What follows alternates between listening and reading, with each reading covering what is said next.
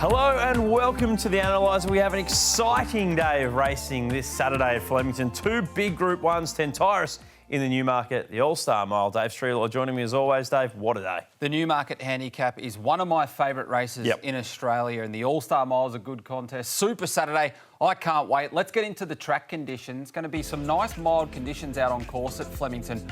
A good 4. Note the rail 6 metres. In circle races, that actually has the lowest strike rate for back markers, so it can favour horses on pace. And those winds 20 to 30 kilometres, they're kicking up after lunchtime from the south. And we know at Flemington, that advantages, particularly mile races and 1400 metre races, out of those chutes, that advantages on-pace runners. It's a crosswind from inside out in the straight as well. So I'm expecting in circle races, horses closer to the speed to perform best. Yeah, I think track will race really well, but if anything, it might help those horses on speed around the circle. Let's get a market. Thanks to Ladbrokes for the first of 10 on Super Saturday. A really interesting 3-year-old clash. We see Legacy Bound back at the races. He's 290 into 250. Van Gogh Bank Check's been well back, 360 to 320, and then it's Military Tycoon, the other leading contender, at 420. Let's have a look at a recent jump out for Van Gogh Bank Check and also Legacy Bound. Note, it was the second for Van Gogh Bank Check. It was the first of 2 for Legacy Bound. He's had another since. So I don't think we're reading as much into Legacy Bound's jump out here, but what we are saying, Dave, is that the Van Gogh Bank Check was very impressive. Terrific jump out. It's better than leading into his first preparation where he was home fastest close of the day at Echuca, and then at start 2 down the Flemington Straight, he bumped into Peloton, which is pretty good form. He was a pretty seasoned 3-year-old at that point. He breezes on past Legacy Bound there. They're both not really asked for an effort, but geez, that's eye-catching work from Van Gogh Bank Check. He's proven to have a big turn of foot. And note in those jump outs, he's not wearing his race day blinkers. I think he's going to be better suited at 1100 metres than Legacy Bound, who I've got marked as under the odds. He did win first up Flemington 1100 metres last preparation, but geez, Navy Pilot was charging at him late, and I reckon Van Gogh Bank Check's got a bigger turn of foot than that horse. One of the better bets on the program, $30 to win on him from Legacy Bound. Military Tycoon dropping in grade, shining smile, likes the straight, returns gelded. I like your clarity. The Southerleys might assist him as well. I struggle to split these 3. Legacy Bound and Military Tycoon, I think, have the strongest form and will have a tactical advantage, but that might be taken away by that Southerly. Not a race I had any clarity or was keen to bet into at all. So Dave with Van Gogh Bank Check in the first as we get a market from Ladbrokes for the second. She's an artist, has been heavily backed here. 245 into $1.90. He's done hot 2, 6 into 440. Verdot's been easy out to $6 and Castello's been easy out to $8.50. So She's an Artist is dominating the early betting. And Dave, her career peak came at the track and distance, second up in her first preparation to what she tackles on Saturday, the 1100 at Flemington. And I know it was a weaker race last time out, but there was a stack of merit to this win. There was. She copped a big squeeze out of the gates and was back and wide. This was Super Bowl Monday on the Caulfield Heath track, and it was a day where it was significantly advantage to horses on pace and closer to the fence, particularly in the sprint trip. So she had to overcome the pattern of the day. Her close was fastest of the day. I thought it was a really nice return. Now, every time, you made a good point earlier when we were talking off air, she's got that huge number, Flemington 1100 metres, and it means every time track and trip, she's going to be backed, and we're not really going to get a price. I think from that early price backed into even money, she's probably a shade under the odds now, but I did find her on top. Yep, similar. So, look, I found a little bit of the 270 early. Would have been nice. Hadn't done the form. She was $1.90 before I looked. So is it a betting race for you? It's not at this stage, but if Verdot keeps drifting, well, he's getting to an almost backable price because I had her slightly ahead, but not that much ahead in the market. So if he sort of touches 650, I might have a little bit of something on, but I am a bit worried about her. I didn't love the race, to be honest. I'm just going to stay out of it. Yeah, same. I think it's a good race for her. I think she deserves to be favourite. There is, I agree, too much of a gap between her and Verdot. He wasn't far behind her with genuine excuses one day down the Flemington Straight. We'll get a market, though, for a race we might be keen to bet into. This is the third really interesting Ottawa Stakes for the 2-year-old fillies. Medicinal off a booming win at Ballarat's your 260 favourite. Sanctuary off an impressive jump outs at 480. Jadzia, will she finally make her debut? $6.50, and that's Simply Steffi, $7.50 after touching $8.50 earlier today. Have a look at Simply Steffi here, who's one I can make a case for. This was a weaker race than what she tackles on Saturday, but she did show a bit of talent in a strong race before a spell, her jump outs were sensational leading into this preparation. The concern first up at Cranbourne was whether Cranbourne was going to suit. She was still good enough to show a big turn of foot and win quite softly. She looks to me, Dave, the type of horse who could really be suited down the straight, getting a smother behind a couple of horses. The stable talking about her in a similar breath as well to Streisand. They've got a really high opinion as well. I thought this was an even race. I wasn't going to knock anyone for having a crack at something. What about Medicinal? This is the favourite who, look, she was okay against Streisand on debut, went forward at Ballarat, controlled a moderate speed and really ripped home over the concluding stages in a race where there was a bit of a spruik on one or two others behind her. She was between runners in that Fillies Prelude when she was beaten by Streisand. I thought she held her ground through the line okay. She was home hard here in pretty slick closing fractions last 600 metres. She sort of half-bounded, then hunted up. She's drawn the outside for Jamie Mellon. She'll be able to take her time to roll across as well. She was switched off late. It was a nice performance. It was the highest rating lead-in performance. I've landed with her on top, but geez, there's a lot of unknowns in this race. There's a few on debut. Jadzia, I thought, could have won a Blue Diamond, but kept getting scratched. Sanctuary's jumped out well. Better Off Alone. Well, Bjorn Baker, he brings horses down here. They run well down the straight, so happy to watch on. I'm going to have something small and simply, Steffi. I really like the win. I've got a lot of time for her. Medicinal, I know her closing splits were great there. The track deteriorated throughout the day. I haven't heard many people mention that when assessing her closing splits, so they're probably going to be really quick.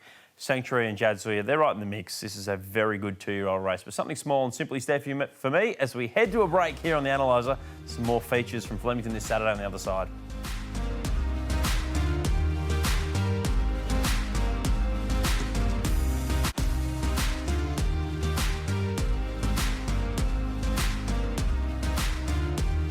Welcome back to the Analyser. Time to get a market for race 4 at Flemington this Saturday. Thanks to Ladbrokes. It's the Shaftesbury Avenue, and what an addition.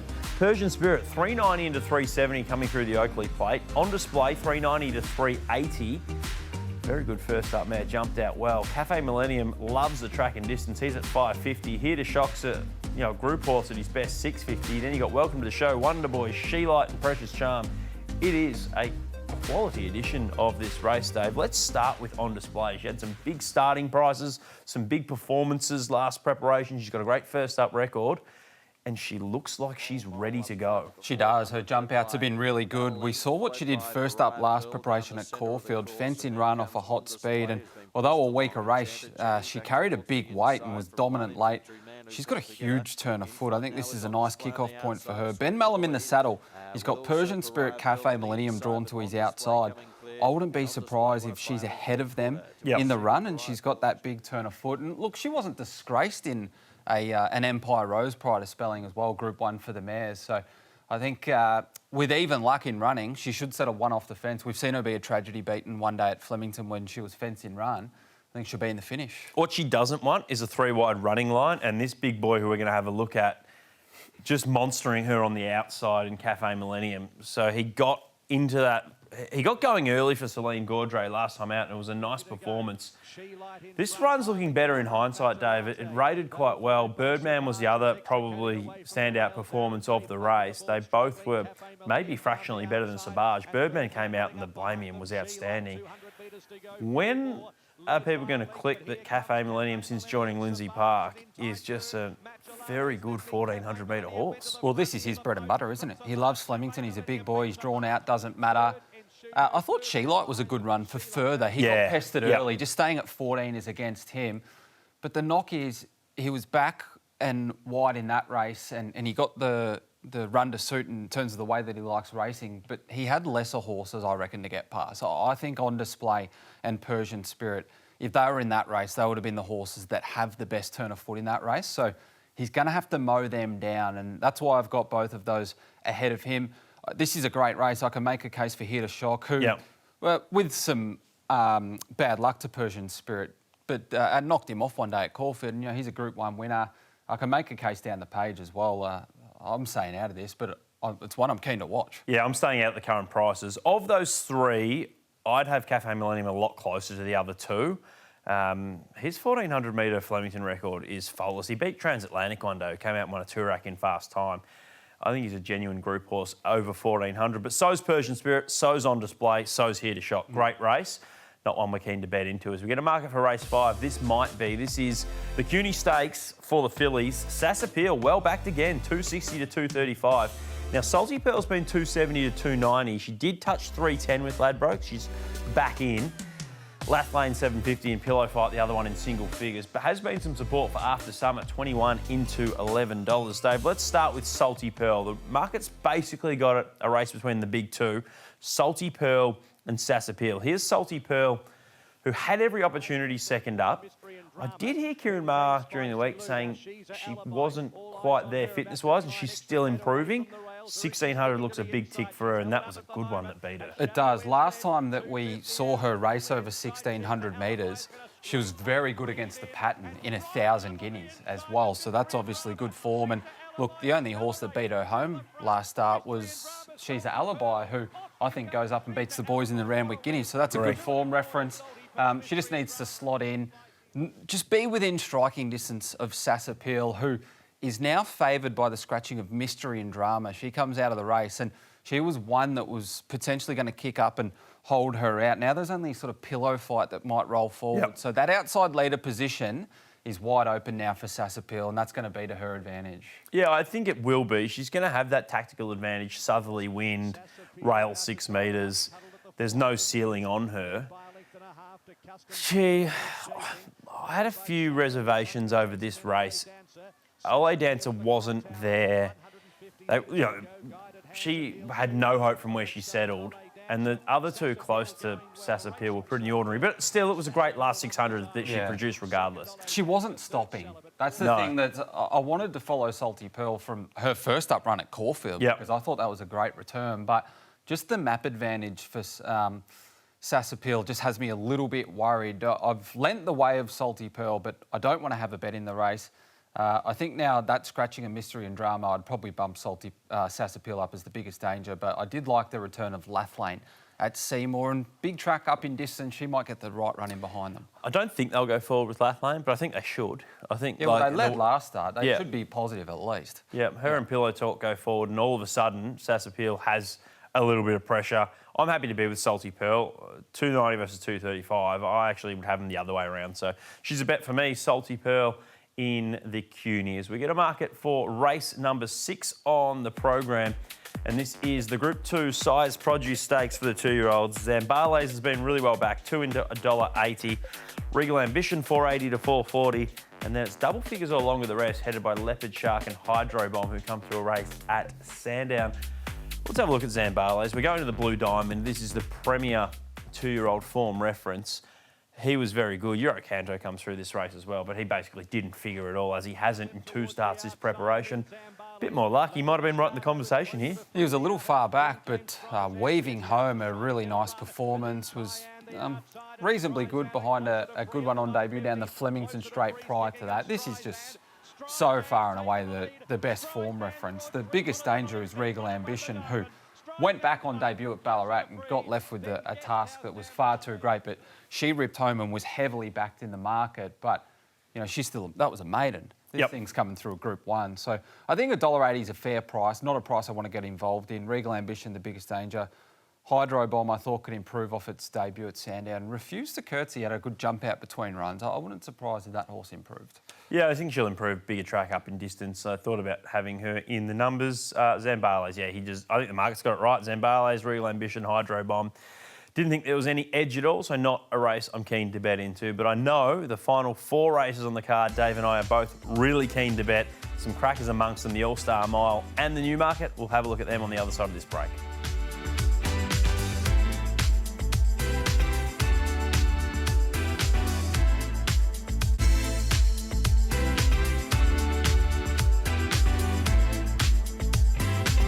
Welcome back to the Analyser. Race 7 at Flemington is the All-Star Mile. It looked one of the strongest editions, if not the strongest we've seen. We do have a big scratching. It's Treasure the Moment, who, unfortunately, the Analyser team were keen to be against her. So now there's some deductions coming out of those early prices.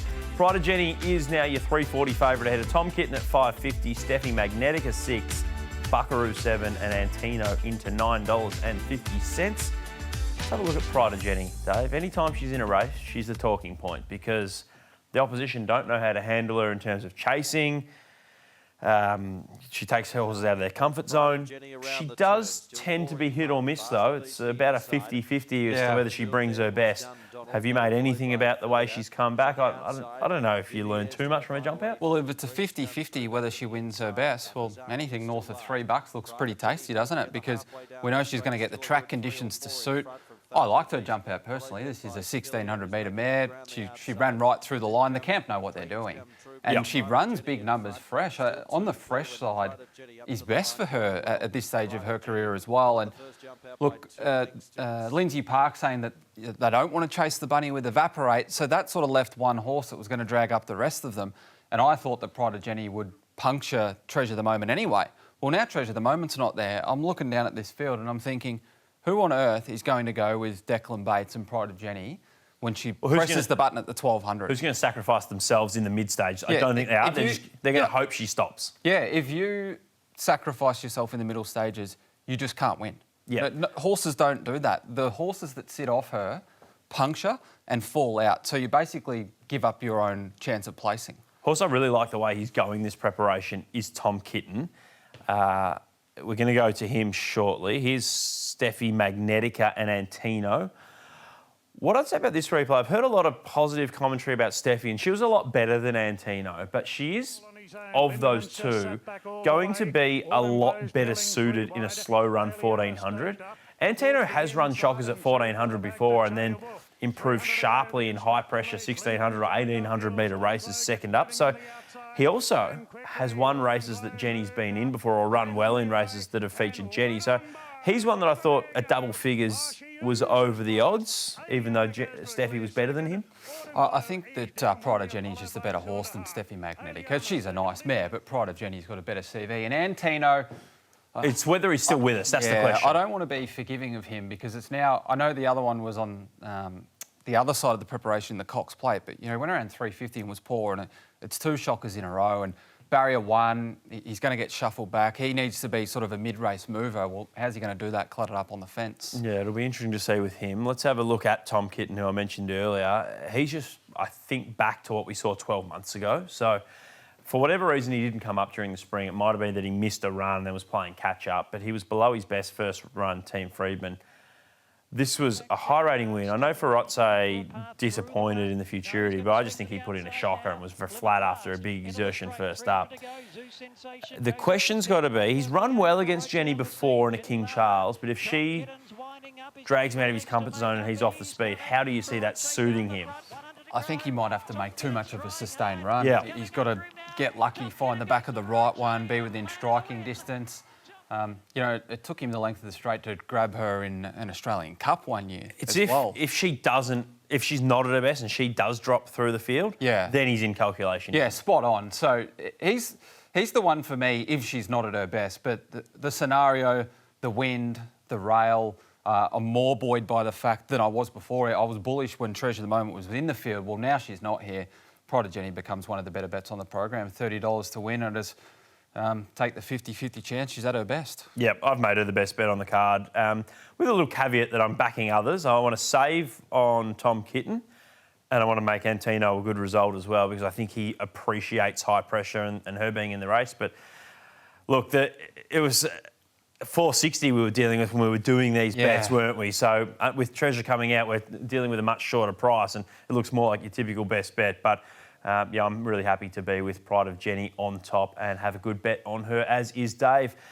We're going to mark it now for race 8 on the card, and this is the Matron Stakes for the mares. Damask Rose, did she have excuses? Was she disappointing? 440, see what I see, 440, well backed. So's Aha again at $5 and good support for Benedetta at $7. Let's have a look at See What I See. Coming through the race at Flemington, where she was really good first up. Too Darn Discreet was disappointing. I thought Fillies was a bit disappointing and Miss Tarzi was great. Fillies was first up off a decent spell, so he's going to come on, but See What I See comes off her back, gives her a wind burn. She improved drastically second up last preparation, See What I See. She was down the track first up behind Sepples at Caulfield, 1,400 metres, albeit some excuses, but was still beaten near on 10 lengths. Then she goes to Ballarat. and she runs a big figure over the mile in the Gold Nugget, 1,600 metres, and wins.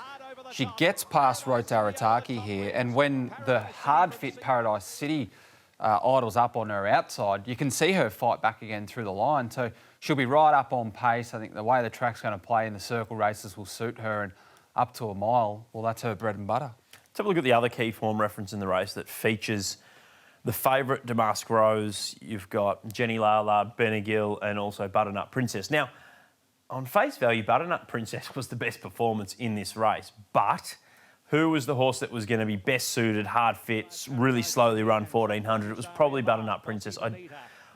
Look, Damask Rose, slow run, restricted room, had a few minor excuses, and I don't think a slowly run 1,400 suits Benegil at all. I'm getting sick of Damask Rose. Look, no doubt wide draw 1,600 suits her better, but I think the one that can be a sharp improver out of this race is Benegil. She really can elevate quickly with Mark Zahra on up to 1,600 with a run under the belt. Yeah, I'd be wary seeing Butternut Princess flash home over 1,400 metres and think that automatically think she's going to run the mile. I think this race is deeper on the weekend, and the very slow tempo fencing run, that aided her cause. I've got her in my top 4. See What I See goes on top. Well, she couldn't run down Astral Flame last start, and she's got to run down some better mares here, but she's on the quick backup, and she was pretty good late. They belted third. Damask Rose probably has to go back now from that outside draw, and I'm happy to risk her at $4.40, and I'm backing See What I See. I'm going to have something on Benegil here. I think she's the class mare in the race. Zahra on, fitter second up. Don't think the slow race suited her at all, and I'm happy to take the price there. So Benegil, a bet for me in the 8th. As we go to the Newmarket, Tentyris. So impressive first up. He's your $2.30 favourite with Ladbrokes. My Gladiola's at $6.50 after finishing second to him. War Machine's halved in price, $21 to $11. Good go there. Angel Capital's at 11. Caballas is at 14, and then it's Benedetta and Woderton, the others given a chance. Here's the first replay, Dave. We've got Benedetta a touch unlucky not to be in the conversation for second. My Gladiola looked the winner, and the big blue monster just strode up behind her and went past. Wasn't it magnificent? And I know he's meets them worse off at relative weights, and he's up 1.5 kilos from last start, but he's still home 31.3. It was just a brutal sprinting performance. Look, Benedetta was luckless and strong through the line, but we know her mark. We know what she's capable of. This he's nowhere near his ceiling yet, and he's already producing this. Look at the stride on him. It's just beautiful to watch. My Gladiola meets him better at the weights, but he's just a better horse. I don't think it's going to make a difference, and he's probably more suited. Well, he is more suited getting to 1,200 metres. He's drawn the outside, the way the winds are blowing across the track. Well, that might suit him, but we've seen the Newmarket do some weird things before. We have. Let's have a look at one you're making a case for at a price. And look, I think there's 5 or 6 of them you're making a case for at a price. If you think maybe Tentyris is going to be too far back, and you're going to make a case for Caballas, I actually think Ben Melham getting aboard Angel Capital is a huge positive jockey change, because Zach Lloyd wasn't able to get him to relax early last time out. He didn't finish off, but you talk Caballas. Well, Angel Capital's in that inside section as well, and if this race splits, I just got this feeling Craig knew it. He's drawn inside. He knows Tentyris, his biggest danger, is on the other side of the track. The way the wind's playing back towards the inside fence isn't where you want to be, but there's a lot of speed on that inside as well. You've got Caballas, Barracuda, who they're going to ride a little bit quieter, but he's still got some speed. Sepples, Angel Capital will flop out, but he'll be on that side. If the race splits, then Caballas is going to be the one that's in front at the clock tower. And if the outside division get it wrong, I think he can win the race. And we know he likes the Flemington straight. And I thought his first up performance, he's only beaten by Jolie Star. Pretty handy mare, won this race last year. Make him a result, but I don't want to lose on the race if the best horse wins, and that's Tentyris. Benedetta, My Gladiola, that lightning form reference. Yeah, I just think Tentyris will be too good for them on Saturday. He is even better suited. If he did that at 1,000 a slow run race, what's he going to do at 1,200? So 230 I thought was short enough. Not so much worried about the weight swing. I'm concerned about the fact that, like you said, if he's just too far off them mathematically with too much to do in what is an awkward speed map. But he goes on top for me. As we get a market for the last of 10, Augustus leads the Australian Cup Prelude. He's at $4.40. Immediacy 6, Whiskey on the Hill 6.50, and then it's Point King at $7. Dave, We were concerned about immediacy second up being 2 weeks between runs off this excellent return. He and Whiskey on the Hill were the two eye catchers out of this. Are you just putting the second up performance down to flatness and thinking he can bounce back third up? Yeah, I am. He had a big weight. I thought, to the eye, a slow tempo didn't suit him, but they actually ripped along. I was just happy to forgive that. I thought his first up run was excellent. Whiskey on the Hill was very good as well. He's had a gap between runs, jumped out well, but he's a line chase. I was happy to look around Augustus, first up on Australian debut as well, and follow this form reference through the fast race. And I wouldn't be surprised if Whiskey on the Hill's a little bit closer as well. Betting race for you this Yeah, far? it is. I want to back both of the horses through the car line. I want to have something on immediacy and also something on Whiskey on the Hill, who's a good racehorse. Okay, so 2 bets for Dave in the last. I'm going to have something on a horse that I just don't think stayed at all last time out. Got too keen in Jenny's Meadow. Going to back her on an each-way basis at the double figures, more the place. Augustus Point King, the class, immediacy can definitely bounce back in an even race. How are you playing Super Saturday? Keen to get involved early. Van Gogh Bank Check, one of my best bets on the program. Pride of Jenni, another best bet. See what I see. Couple of bets in the Newmarket. Bring it home with 2 bets in the last. Like it. Good to see you betting up on a big day of racing. Salty Pearl a bet for me. She's not favourite. I think she should be. Pride of Jenni my best, but I'm saving Tom Kitten, having something on Antino. Benedetta value and something small each way. Jenny's Meadow. That's it for this week's Super Saturday edition of The Analyser.